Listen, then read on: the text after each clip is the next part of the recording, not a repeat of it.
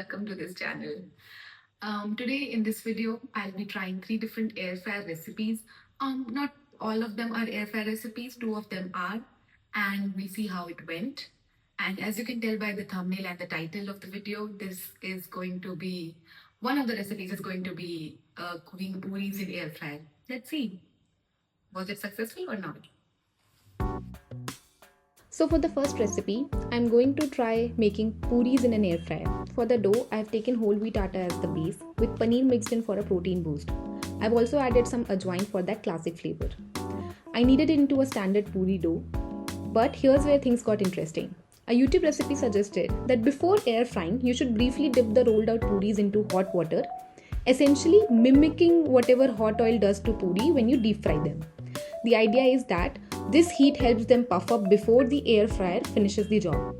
So I warmed some water in a pan, dipped the rolled puris in, and then popped one into the air fryer at about 195 degrees for 4 minutes, exactly as the recipe recommended. I only put one at a time to test it, and thankfully I did so, because after 4 minutes what I found was it was a total flop. The puri hadn't risen at all. When I flipped it, the inside was completely raw through and through. Now I'm not entirely sure whether the paneer in the dough was the culprit or whether this technique just doesn't work. Maybe the added moisture from paneer prevented it to rise up. Either way, it was a bust. But here's the thing, because I had already committed to puris and gobi aloo ki sabji for the day, the rest of the batch went straight into hot oil. I don't care if it is unhealthy, and they turned out beautifully, of course. So, air fried puris, not today. That experiment was a total failure. The second recipe I tried was something that's been showing on my feed a lot lately, cabbage rolls. This wasn't an air fryer experiment, I just wanted to try making them and figure out whether they are worth the hype. I've made rice paper dumplings quite a few times before, so the concept was familiar, but using cabbage leaves instead of rice paper, that was the new part. For the filling, I sauteed a mix of mushroom, carrots, onion and garlic.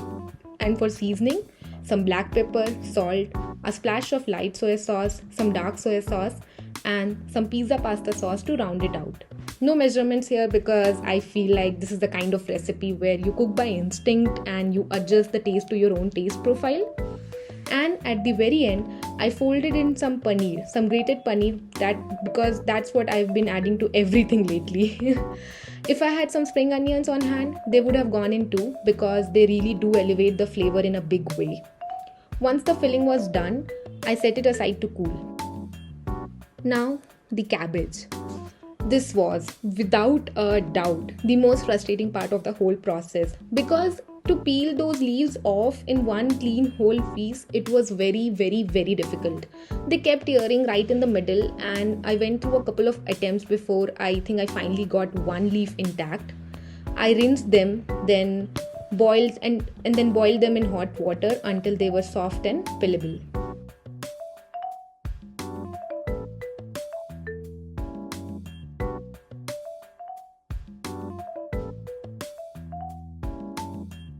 So while the leaves were cooling down, I put together a quick dipping sauce. I added 1 tablespoon of dark soy sauce, half a tablespoon of light soy sauce, 1 tablespoon of red chili sauce, and after that some hot water to break it all down. Mix, and then I added some sesame seeds to give it a Korean punch. Now comes the rolling. The first one went smoothly, but after that I hit another wall. The problem was the cabbage leaf itself. Some part of it would be soft and flexible while the other half was thick and stiff, making it very hard to roll it evenly.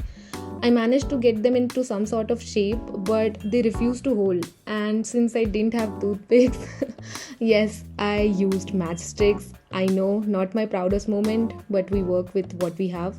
I finished them off with a quick saute on the pan, and then it was time to taste.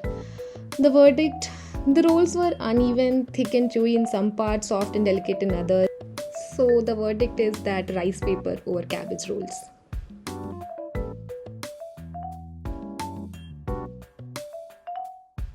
People who know me know that cinnamon rolls have a very special place in my heart. So that was the third recipe I tried.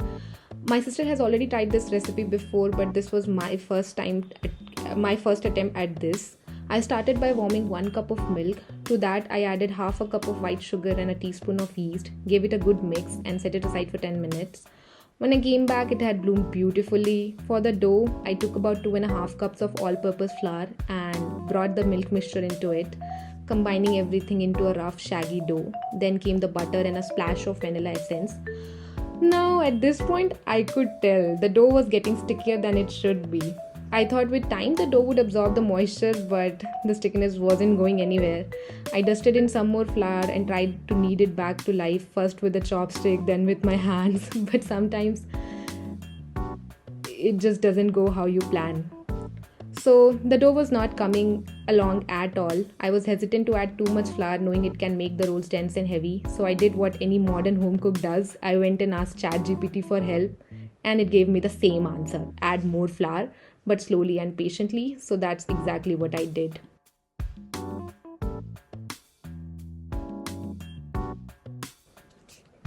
Cueing in the montage of me steadily working the dough, a little flour at a time, until it finally came together into something decent. It wasn't perfect, but it was workable, and that was enough. I set it aside for 2 hours as the recipe suggested. Now, for the cinnamon roll filling, I added approximately 35 grams of butter, 50 grams of brown sugar, and about 6 to 7 grams of cinnamon powder. You can always add more cinnamon if you like a stronger flavor, nobody can stop you, and I mixed it well. Now for my favorite part, the cream cheese frosting. This frosting is non-negotiable for me. I combined 50 grams of cream cheese, 100 grams of icing sugar, a little fresh cream, and some vanilla essence. This is also the part of baking that I genuinely dread, the beating. It requires patience, arm strength, and a willingness to keep going even when you really don't want to. But the result was worth it.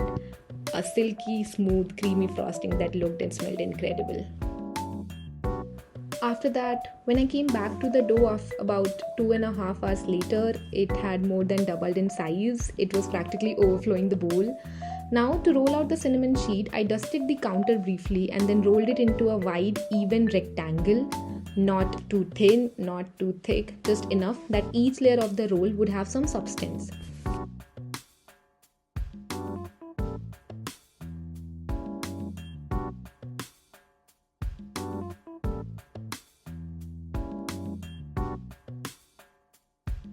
And ta-da! I spread the cinnamon filling generously all the way to the edges, rolled it up tightly, and then sliced it into individual rolls. This was my first time, so I rolled it first and cut after. And I know some people do it the other way, but I wanted to play it safe. I arranged the rolls in an air fryer dish, and as you can see, there is some space between each roll. But after waiting 45 minutes more because the recipe asked so, the rolls had puffed up beautifully, filling in the gaps between each pieces. I brushed a little fresh cream on top and then baked them at 175 degrees Celsius for 12 to 13 minutes.